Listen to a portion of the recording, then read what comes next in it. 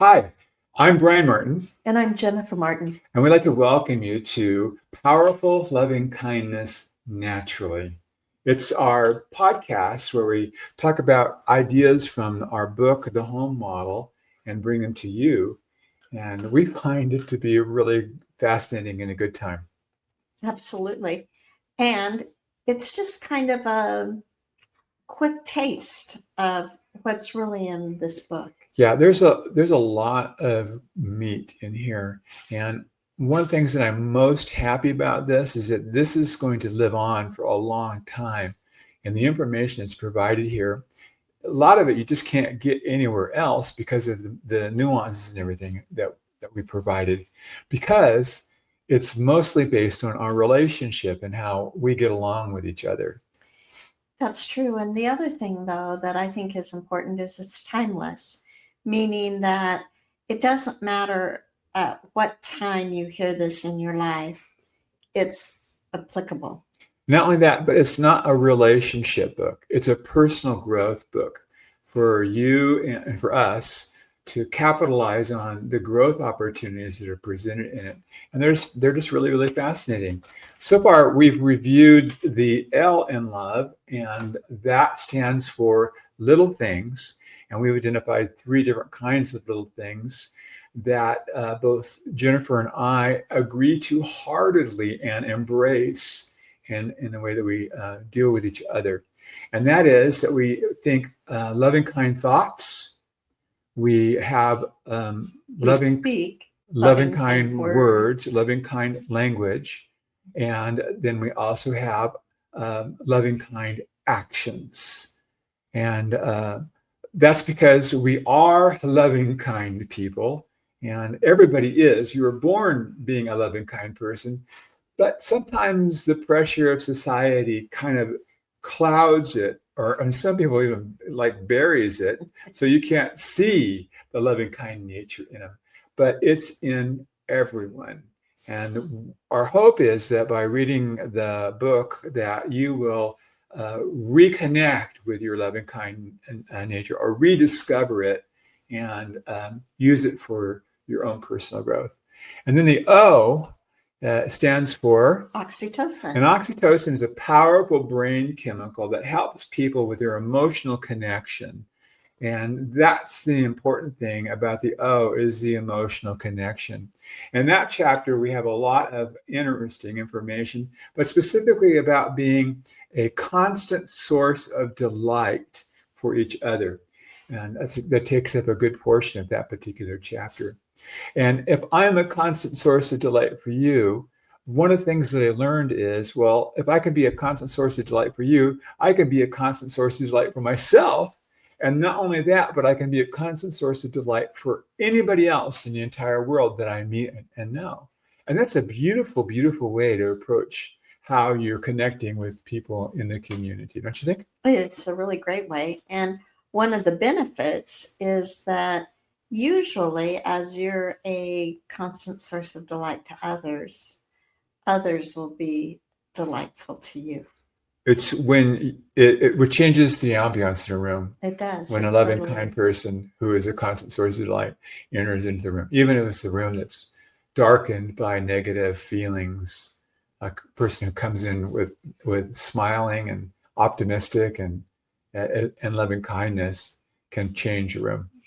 Absolutely, they can. Yeah. The next letter, is V. V is for victory, and that's where the home model is revealed in the book. So we review the home model. The home model kind of, the first analogy I use to describe it is really a good one. That's like a basketball that's spinning on top of the basketball player's finger. And as long as it's spinning, it can stay on the finger, but there's a constant source of pressure trying to knock it off the finger. It's gravity, and there are gravity-like pressures in people's lives. So the basketball represents the home and the people who live in the home. And the stressors are from society, money, from extended family and friends, from health. And those are the four main pressures that bear down on the family. And the chapter helps you to master those pressures, those stressors, so that you don't feel constantly like you're off balance. And everybody knows about the power of the stressors and the book teaches how we can overcome them.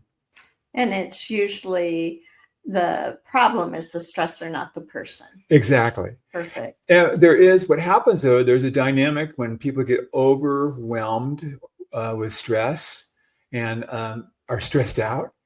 And that is the wall of protection. And the chapter goes into detail about what the wall of protection is, that it's a natural device, that everybody has one, that we shouldn't be surprised when we see people's wall of protection goes up, and that the wall of protection can come down in the presence of love as soon as the owner lets it.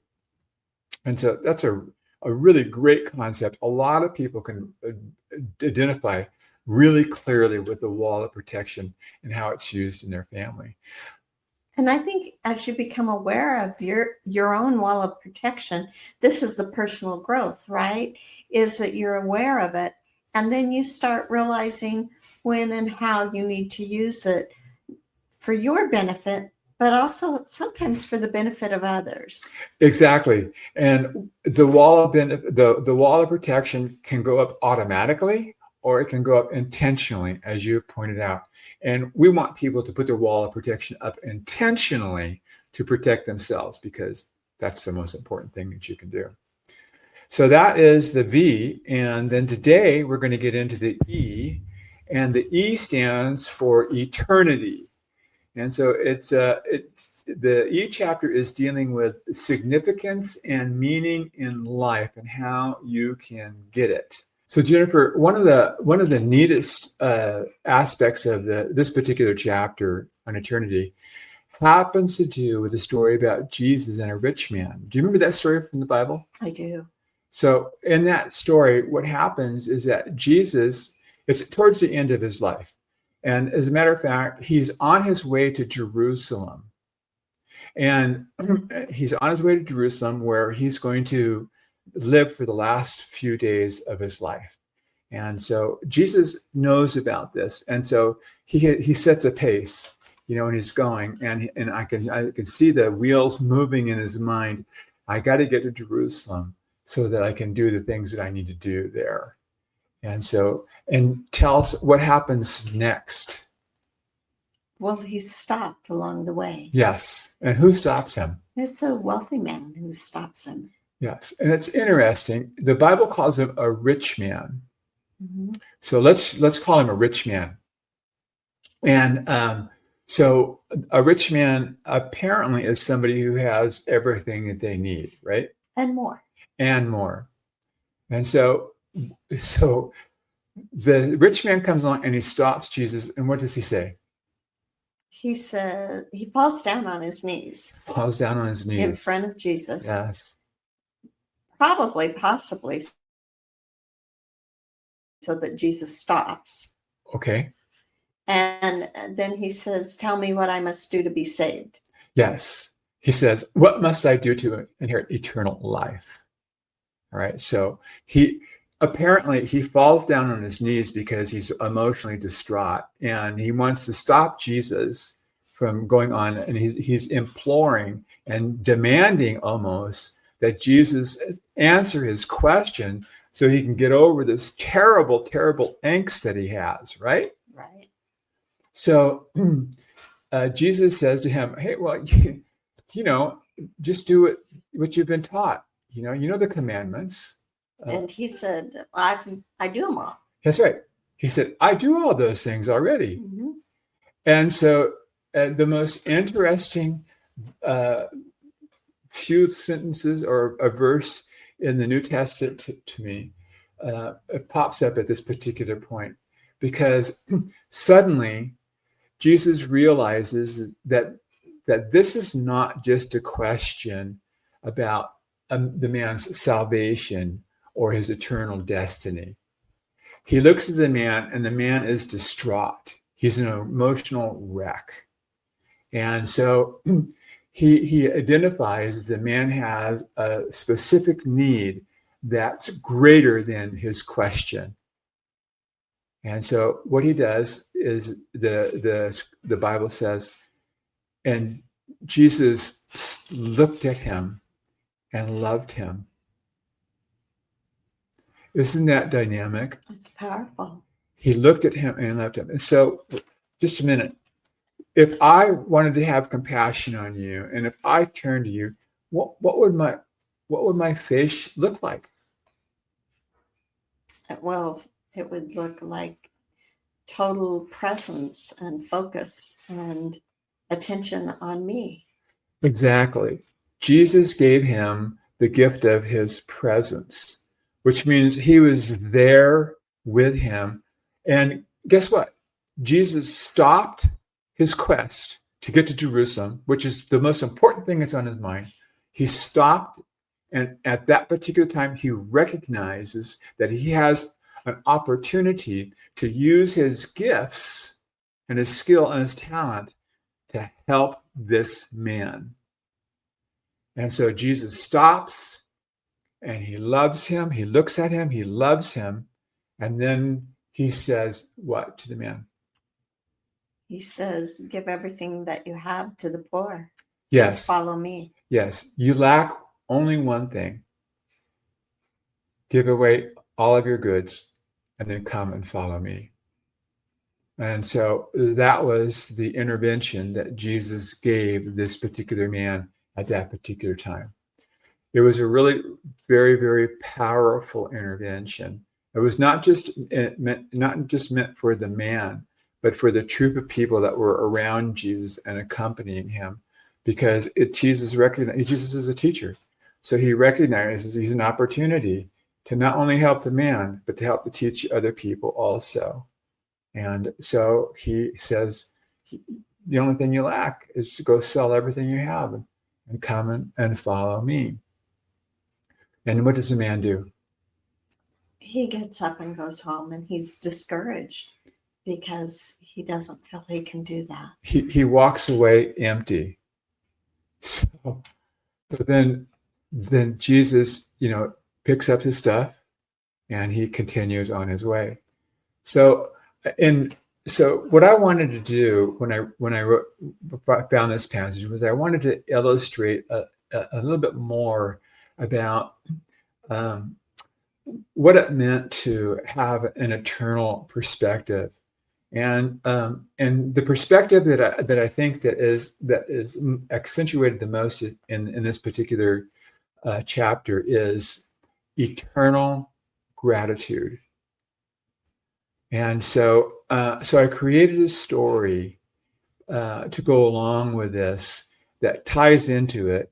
And at the end of my story is where Jesus meets the rich man that we just read about. Can I share with you my story? I would love it if you would. Okay, you know it. So feel free to interrupt me with your insights. Okay. So on his way up to Jerusalem, it's getting late, and so Jesus needs a place to stay. And so he finds a place not far from the river there, and he and his troop kind of bed down because it's a long, arduous hike up to Jerusalem. We're down by the Dead Sea. Jerusalem's about 3,000 feet, and so it's a long hike, and it's going to take a while for them to do it. So he stops and he beds down by the river, and there he looks over and he sees this farm, and in the farm he notices that there's several buildings. There's an old man sitting out watching children playing. There's a woman who is leading a group of workers, and they're laughing, and every once in a while they break out in song together. And he notices all this, and the woman, who is obviously the leader of this particular group of people, looks over and she notices Jesus also. So now we fast forward, and it's the next morning, And Jesus and his troop are getting ready to continue their journey up to the hill. And the woman comes, and she brings gifts. She brings a wineskin. She brings some bread and some other essentials that Jesus might need on his journey. And she greets Jesus. She says, "Hello, I saw you and your people here last night, and I wanted to bring you these things uh, so that maybe they'd be helpful for you." And so he looked at her and he smiled and he goes, "Thank you very, very much. I saw you all working. It looks like you're having you looks like you have a lovely farm here." She says, "Yes, you must have heard us singing because we were having a good time." And Jesus says, "Oh, that's really, really great. And where is your husband?" And she pauses and she looks down at the ground for a minute and she says, "Well, he passed away last year. And so I've been left with the farm and my workers, my father-in-law and my children. And we work this farm." And he says, "Wow, that's fantastic." And she said, "Yes. We take what we make here and what we grow here, and we take it up to Jerusalem, and we sell it to the people up in Jerusalem, and it helps them and it helps us. And we've been here for a long time, and it's a really satisfying experience." And he said, "Well, I'm so sorry to hear about your husband." And she said, "Thank you very much. But my husband and I talked about what would happen if either one of us were to pass away. And so we talked about our wants, our desires, and how things should transpire. You see, we had a beautiful, beautiful marriage and a relationship. It was so wonderful. And we also knew that if anything were to interrupt it, that we knew what we were going to do. So I am eternally grateful and thankful for the life that we had together and for the life that we have now and being able to help the people up in Jerusalem and the people that work with us also. And Jesus said, "Wow, that's very, very cool." He said, "Thank you." Well, he didn't use the word cool because I don't know. They talk like that back in those You days. might have. Yes. And so he said, "Thank you very much." And he paused for a minute and he looked in her eyes and she looked in his eyes and he put his hand on her shoulder and said, "Thank you." And then he continued on his way. So those two stories illustrate for me what eternal gratitude is. And it comes right out of and how it affects people. When you compare and you contrast the two individuals, the rich man and the wealthy farmer, when you compare and contrast them, it's so clear and it's so obvious that the rich man was totally and completely distressed. He was so distressed that he couldn't stand up and look at Jesus in the eye and talk with him face to face. And he was by himself. He didn't have a community of support. I don't know if you noticed, but the woman in the story stood up and she looked at Jesus in the eyes and she was surrounded by her community of support. Big difference between the two. He couldn't stand hardly to live anymore because of the angst that he had. The woman, on the other hand, didn't have any angst. She had a heart full of gratitude. And that's what motivated her and what helped keep her moving forward in spite of a most terrible loss in her life. She still had a heart full of gratitude. It's such a good story. It is a good story, isn't it? Mm-hmm. And it clearly illustrates it. And there is, I'm pregnant with the rest of the story because there's a third part of the story that I haven't written yet, but it's kind of forming in my brain. I've been working on it for a long time. And I think I'm getting close to giving birth to it. Oh, I hope so, because I think there's a lot to learn from the wealthy farmer. Yes, and the whole story in it is such a beautiful story, and it illustrates the power of gratitude and being able to live a full and a meaningful life, and that's what the E chapter is all about, is how to live a full and a meaningful life. Can I tell you about four other little things that pop up in there? Do you remember the four gifts? I do remember those 4 gifts. Mm-hmm. Do you remember what the first one is? You're going to have to remind me on the first. It's the gift of reproduction. That's right. Everybody has these four gifts, and everybody has a gift that they can use. The woman, the wealthy farmer, and not the rich man, but the wealthy farmer, she had the gift of being able to organize people and to help people, and she helped people with her gift, which was to farm. Right.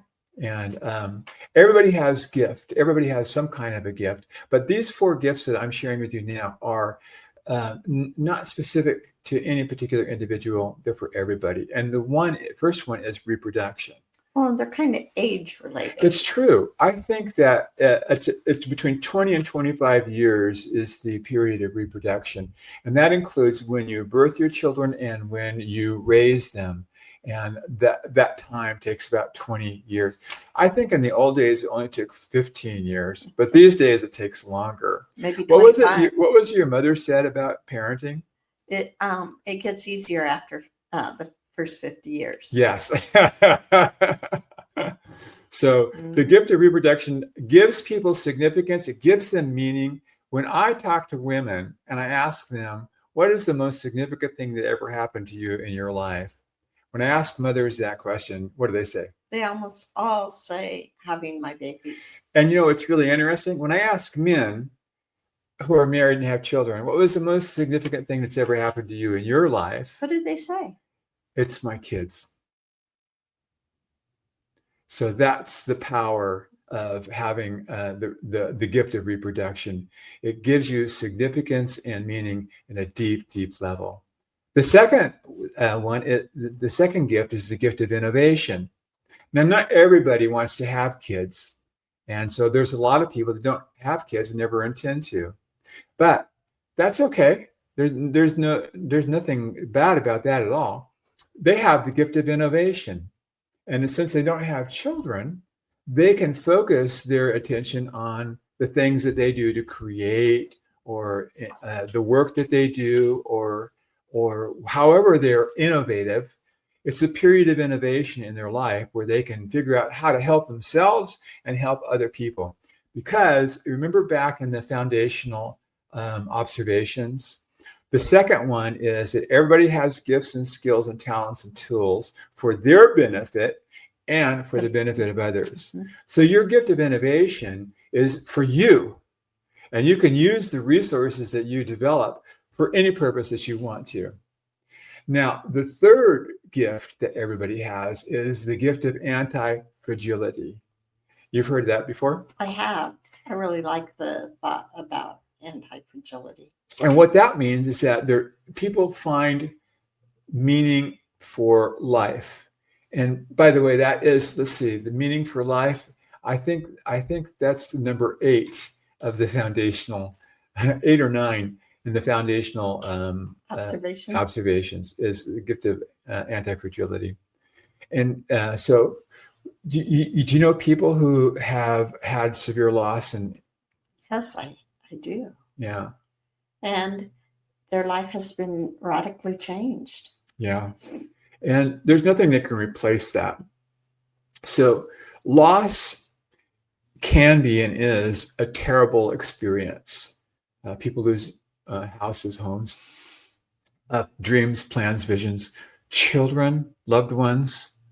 And those are terrible, terrible things. But there's something weird that humans have that's a weird characteristic. Not everybody does, but a lot of people I've noticed have it. And that is that they have the ability to continue on in life. And even though they have loss, they still have significance and meaning in life as well. And something bad may have happened, like maybe they lose their legs. And that's a terrible thing for happen to anybody, right? It'd be horrible. But somehow or another, I've noticed that people who have been amputees, some of them go on to help other amputees learn. And they never thought that they'd ever be in a helping situation like that before. That's the gift of anti-fragility, is discovering that there's meaning past loss. Not that loss is good or loss is better, but there's meaning that can make life different in a good way. Absolutely. And do you remember what the last gift is? Yeah, it's the gift of years. Yes. And so if the gift of reproduction is the first 20, 25 years, the gift of innovation is the second 20 to 25 years. And then the anti-fragility happens all throughout our life, the next 20, 25 years. Mm-hmm. And then when we're 60 or 70 years old, our life becomes a little bit different. It does. So some people like to retire. I don't think that retirement's necessarily a good thing. I mean, it's nice if you've got the resources and the funds to be able to do it. But if you've got gifts and skills and talents, I think you should use your gifts and skills and talents. Oh, well, I think using your gifts, skills, and talents gives you a purpose also. And I think people live happier lives when they have a purpose. Yeah. You know who is a good example is Jackie. Jackie Holmes? Yeah. Very much so. Yeah. Jackie is our youngest grandchildren's other grandmother. Or an easier way to say our daughter-in-law's mom. There you go. We share grandchildren with her. Either way. With her and Chuck. But yeah, Jackie has definitely the gift of years. Yeah. Yeah. She's a little bit older than we are.